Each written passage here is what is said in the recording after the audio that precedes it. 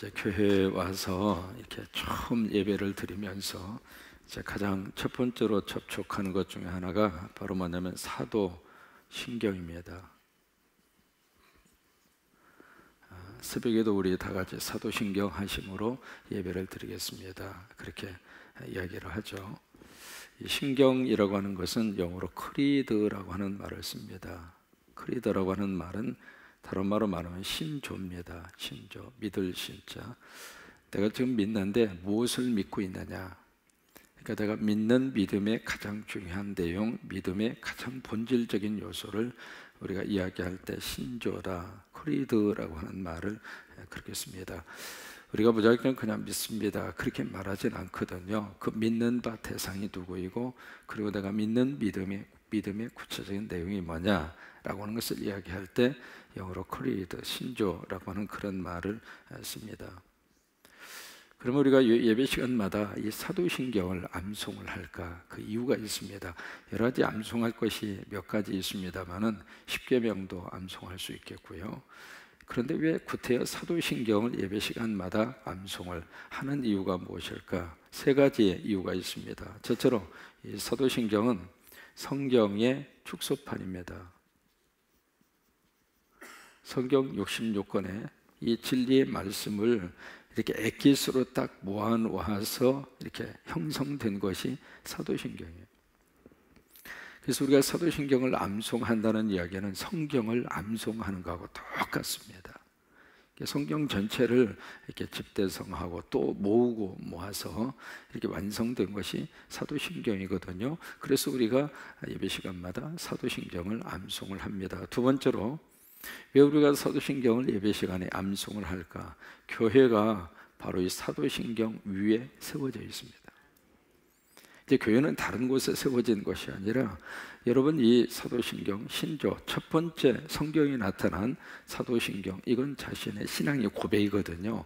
신앙에 가장 먼저 나타난 신앙의 고백은 마태 16장에 나와 있거든요. 거기에 이제 베드로의 위대한 고백이 있잖아요. 주는 그리스도시요 살아계신 하나님의 아들입니다. 이게 처음 나타난, 성경에 나타난 신앙 고백, 신조라 그 말이에요. 나는 이런 그리스도를 믿습니다. 나는 이런 하나님을 믿습니다. 그 믿음에 대한 자기의 고백이거든요.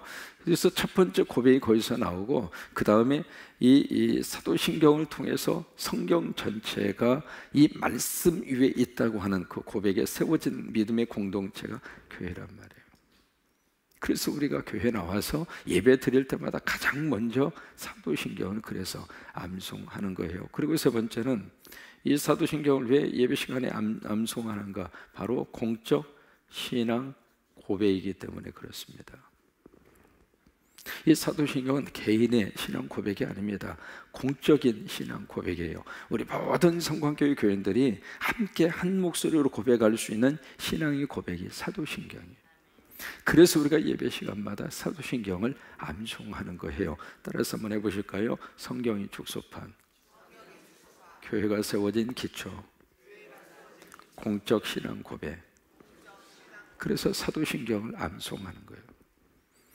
그럼 이 사도신경은 어떻게 탄생이 되었을까?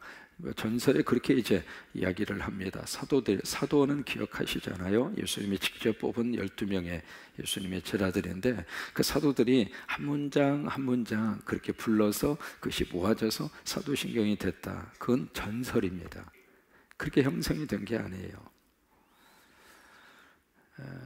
그래서 루터라는 사람은 그렇게 이야기합니다. 이 루터라는 이 사도신경은 어떻게 완성이 되는가? 성경이라고 하는 이 꽃이 있는데, 이 꿀에 꿀벌들이 다 가서 거기서 꿀을 채취해서 꿀이 만들어지는 것처럼 사도신경은 그렇게 형성이 됐다. 루터는 그렇게 해석을 합니다. 처음에 이 사도신경이 나온 백그라운드가 있습니다. 이게 예수 믿기 위해서 이제 성도들이 왔단 말이에요. 왔는데 그들이 과연 무엇을 믿을까, 무엇을 믿어야 할까, 그것을 저렇게 가르친 거예요. 가르치다가 보니까 뭔가 신앙에 집대성된 고백이 필요했던 거예요. 그래서 후대의 필요에 의해서 그것이 모아져서 거의 한 AD 700년경에 사도신경이라고 하는 것으로 이렇게 완성이 된 거예요. 여러분 성경 어디를 보더라도 사도신경이 성경에 기록된 게 없어요. 그래서 어떤 사람은 성경에 기록이 안 돼 있기 때문에 이것을 꼭 예배 시간에 외워야 되느냐 그렇게 질문하는 사람이 있거든요. 믿음 생활하면서 성경에 기록되지 않는 것들을 우리가 신앙생활 가운데 하는 요소가 참 많아요. 예를 들어 볼까요? 여러분 찬송가 성경에 기록되어 있습니까? 보험성가 그대로 성경에 기록되어 있습니까?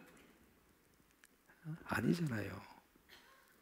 그러니까 성경에 기록이 되어져 있다는 것은 문자적으로 해석하면 안 되고 성경 속에서 어떤 내용으로 말씀을 하시는가라고 하는 것을 우리가 물어야 될 필요가 있거든요.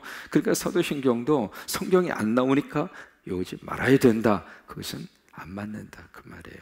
아무튼 사도신경은 그런 역사적인 뿌리를 가지고 지금 오늘 우리들 앞에 딱 하나님께서 주신 우리 믿음을 이렇게 쫙 가장 중요하게 생각하는 믿음의 기준을 우리에게 제시하는 성서의 축소판으로 우리에게 주신 것이 사도신경이에요. 거기 사도신경의 내용은 어떤 구조로 되어 있느냐면 나는 믿습니다. 이게 사도신경의 구조입니다. 믿습니다. 누가 믿어요? 내가 믿는 거예요. 이게 신앙 고백의 출발입니다. 다른 사람이 믿습니다. 다른 사람이 그렇게 믿고 있는 것 같습니다. 그거 아닙니다. 누가 믿느냐면 내가 믿어요. 이것을 지금 개역개정 성경이 되면서 사도신경을 다시 번역하면서 이 구조를 아주 정확하게 드러낸 거예요. 옛날 우리 사도신경을 암송할 때는 이런 게 없었어요. 전능하사 천지를 만드신 하나님 아버지를 그냥 믿사오며 이렇게 나갔어요. 그죠?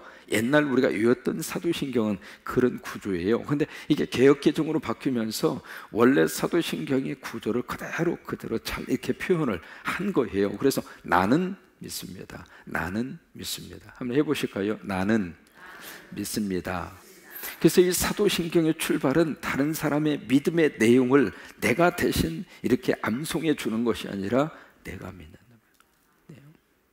그래서 사도신경을 암송할 때 이게 너무 반복되다가 보니까 습관적으로 의례적으로 아무 의미 없이 중얼거리는 그런 중언부언으로 그렇게 흘러갈 수 있는 가능성이 참 많아요.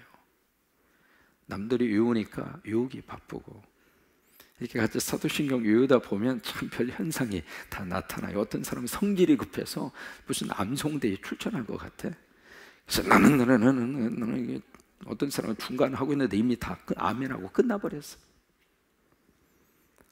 암송대회 하는 거 아니에요. 암송하는 것을 우리가 테스트하는 것도 아니고요. 암송할 수도 있고 안 할 수도 있고요. 왜? 그래서 친절하게 띄워주잖아요. 왜 띄워주냐면 처음 오신 분들은 이 암송하는 것을 보고 기가 죽어요. 그래서 이제 친절하게 앞에다 띄워 드리는 것이거든요. 근데 이것이 반복해서 계속 이렇게 하다가 보니까 쉽게 암송은 됐지만은 그 구절 하나하나 속에 어떤 의미를 담고 있는가라고 하는 것을 간과할 수 있는 가능성이 참 많다 그 말이에요. 그래서 우리가 사도신경을 암송할 때마다 단어 하나하나, 구절 하나하나 깊이 생각해. 단순히 말이죠. 나는 믿습니다. 영어로 I believe in 이라고 하는 구조인데 나는 믿습니다. 이게 지금은 이제 우리들이 자유스럽게 나는 믿습니다. 이 고백을 하고 있습니다만은 예를 들면 나는 예수님을 믿습니다. 이슬람권에서 그 고백을 하는 순간 삶의 자리를 상실할 수 있는 가능성이 90% 이상이에요. 만약에 북한에서 나는 예수님을 믿습니다. 그 고백을 외치는 순간 목숨 부지할 수 있을까요? 그러니까 바로 여기에 사실은 모든 자기의 목숨과 자기의 모든 것을 다 걸어야 하는 그런 상황 속에서 나는 예수님을 믿습니다 라고 고백하며 사는 사람이 지구상에는 의외로 많다 그 말이에요. 그러니까 자유스럽게 나는 예수님을 믿습니다 하고 예배 드리고 이렇게 하나님 앞에 새벽 기도 쌓고 이렇게 하나님을 찬양하고 주여 부르짖으면서 기도할 수 있고 이것은 특별한 은혜입니다. 누구나 다 누릴 수 있는 이 은혜가 아니라 대한민국 특별히 오늘 우리 이 시대 속에 하나님이 주신 너무 귀한 은혜이고 축복이에요. 그래서 나는 믿습니다. 뭘 믿는가? 나는 하나님을 믿습니다. 그러면 어떤 하나님을 믿는가? 쭉 해서 하나님에 대한 본질적인 요소. 그 다음에 나는 예수님을 믿습니다. 그러면 어떤 예수님을 믿는가? 나는 성령님을 믿습니다. 나는 교회를 믿습니다. 나는 거룩한 공교회를. 이제 그런 식으로 고백의 내용들이 나오는데, 그 중에 나는 예수님을 믿습니다 라고 하는 부분에 뭐가 나오느냐면, 본디오 빌라도에게 뭘 받아요? 그 이제 우리말 번역에 그렇게 돼 있어요. 빌라도에게 고난을 받으다. 그러면 빌라도가 고난을 준 것처럼 보여져요.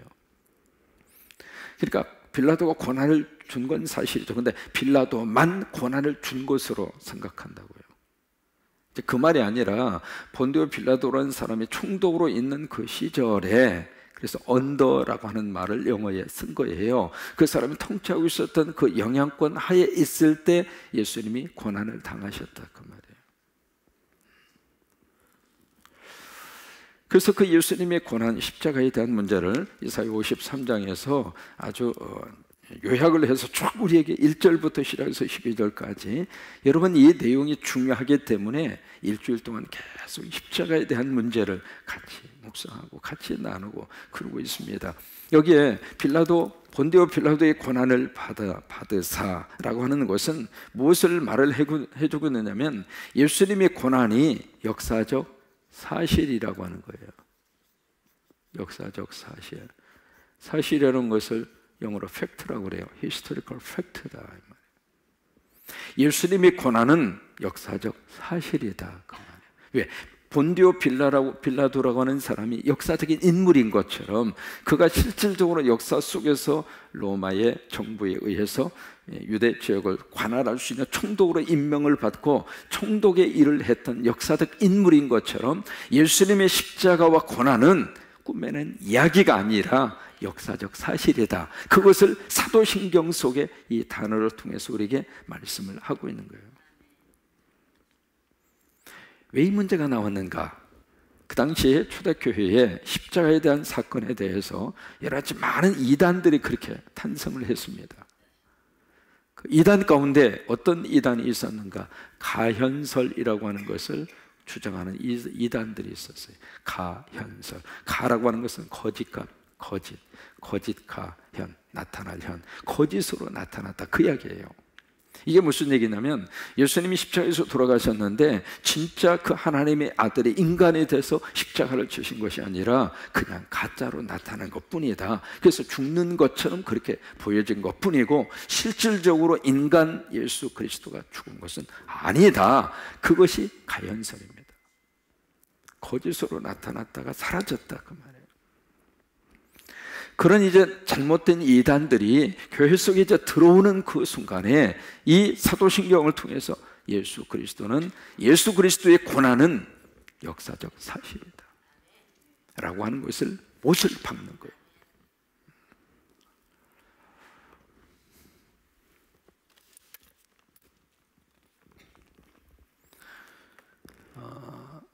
몇 년 전입니다.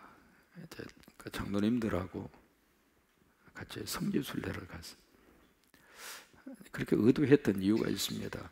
신앙생활하면서 한 번 정도는 꼭 권유해 드리고 싶은 것 중 하나가 성지순례입니다. 그게 왜 좋으냐면, 성지순례 여러 가지 장단점이 있습니다만은 좋은 것 중에 하나가, 갔다 오면 성경을 읽을 때 성경이 머릿속에서 그려져요. 골고다 하면 골고다가 글씨인데 가기 전에는 글씨거든요. 갔다 오면 골고다가 머릿속에 그려져요.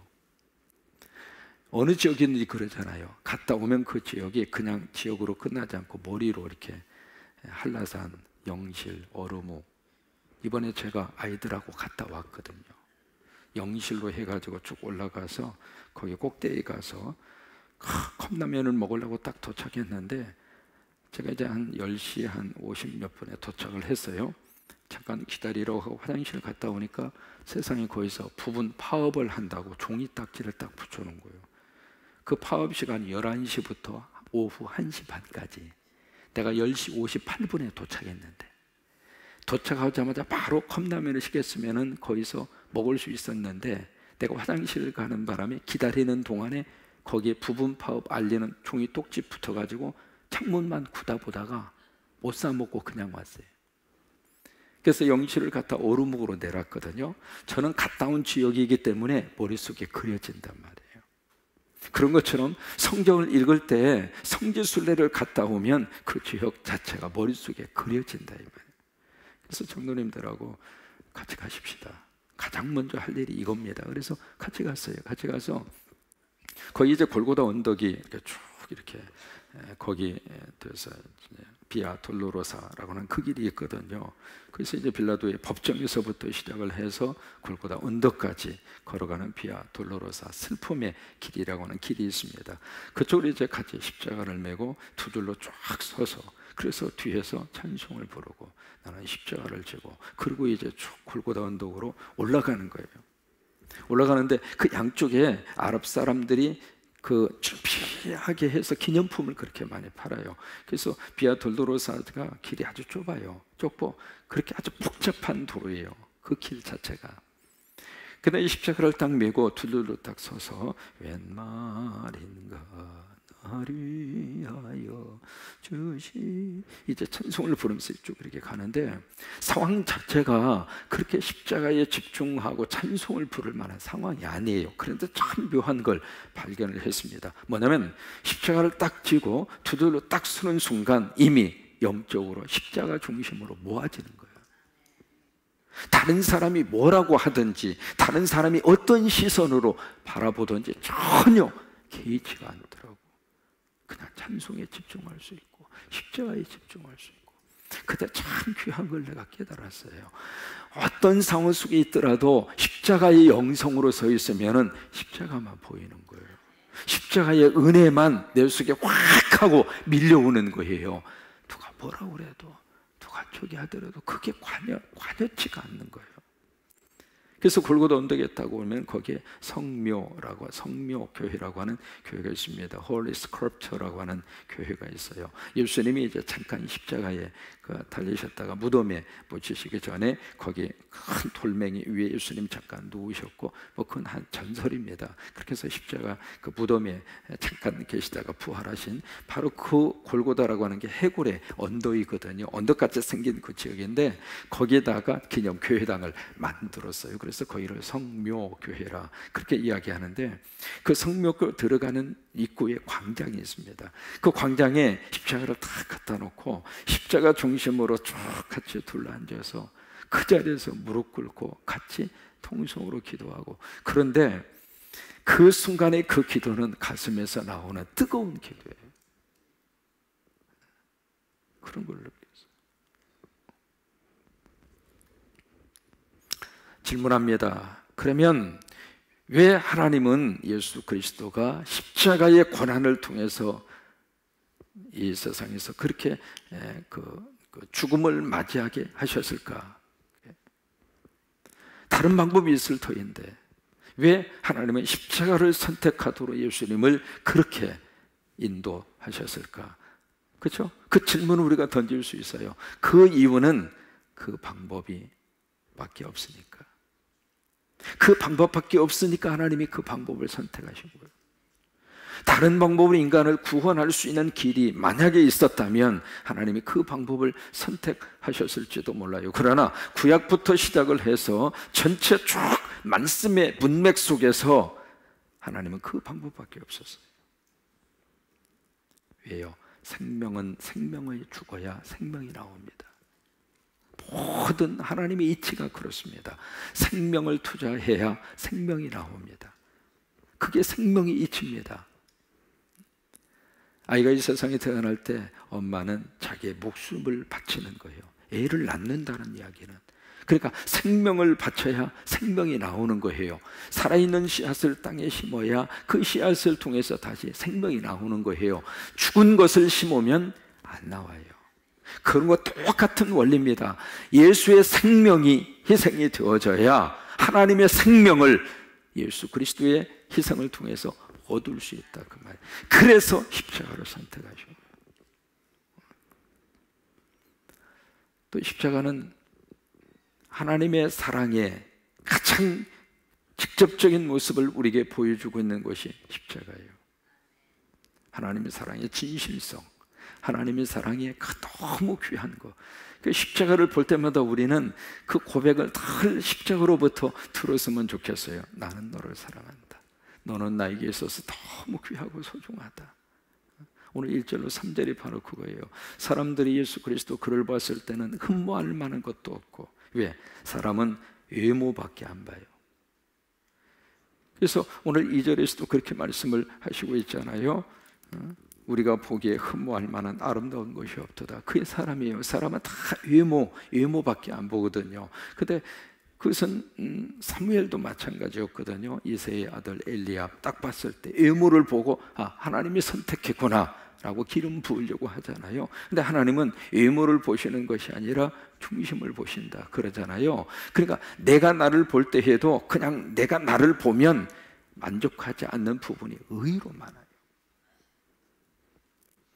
근데 우리가 십자가의 은혜로 나를 바라보면 나라고 하는 존재가 너무 귀한 존재로 다시 인식된다 이 말이에요. 나를 위해서 십자가를 지셨구나. 나를 살리기 위해서 십자가를 지셨구나. 그래서 십자가로 나를 보아야 나라고 하는 존재의 가치성을 다시 한번 깨닫게 되는 거예요. 여러분, 십자가를 볼 때마다 여러분들은 너무 귀한 하나님의 자녀들입니다. 십자가를 지기까지 하나님이 나를 사랑하셨고, 내가 병들었어도, 내가 지금 나이 들어서 늙었어도, 내가 지금 뭔가 하고 싶어도 그런 능력이 안 된다 하더라도 하나님의 십자가의 은혜로 나를 들여다보면 나라고 하는 존재는 너무 귀한 존재, 너무 소중한 존재, 하나님의 사랑의 가치성을 다시 한번 깊이 느끼면서, 어느 아버지가 아들이 그냥 친구한테 빠져가지고 밤이고 낮이고 그 친구에게 그냥 쏙 빠져있고, 그래서 이제 아빠가 물었습니다. 야, 그 친구가 진짜 네 친구 맞니? 맞아요. 그 친구는요, 내가 요구하는 거라면 뭐든지 할 수 있어요. 진짜 친구예요. 그래? 그러면 한번 확인해 보자. 그러더니 아버지가 돼지를 죽여가지고 가만히 돌돌돌 말아서 그 돼지, 피가 철철 나는 그 돼지를 아들 보고 짊어져. 그래서 지게에다가 돼지를 가만히로 말아서 얹어가지고 앞장서라 이 말이에요. 왜요? 그랬더니 시키는 대로 해봐. 그래가지고 이제 돼지 죽인 것을 가만히 해서 피가 뚝뚝 떨어지는 것을 이제 짊어지고 어디로 가느냐면 가장 친하다고 이야기하는 친구 집으로 가는 거예요. 친구 집에 딱 가는데 세상에 친구가 뭐 피가 뚝뚝 떨어지는 것을 가지고 짊어지고 이렇게 와가지고 내가 시키는 대로 하라고. 그래서 친구를 딱 보자마자 그 아들이, 야, 내가 사고 쳤어. 딱 보니까 상황 설명이 되잖아요. 그러니까 이 친구가 그냥 갑자기, 난 너 몰라. 나 너 몰라. 너 같은 친구 둔 적이 없어. 야, 빨리 가, 빨리 가. 왜 나까지 이 사건에 개입시키느냐고. 빨리 가라고. 그래서 쫓겨나다시피 딱 온 거예요. 그러면서 길에서 아버지가 그래. 야, 진짜 친구 맞아? 여러분, 세상적인 관계는요, 이해관계 속에서 다 드러나게 돼요. 전부 다. 하나님은 우리를 이해관계로 보지 않으셔요. 그냥 사랑의 관계로 우리를 사랑해 주시는 거예요. 그러면서 십자가의 사랑으로 오늘 우리를 포근히 감싸 안아 주세요. 그 은혜가 넘치기를 주의 이름으로 축원합니다.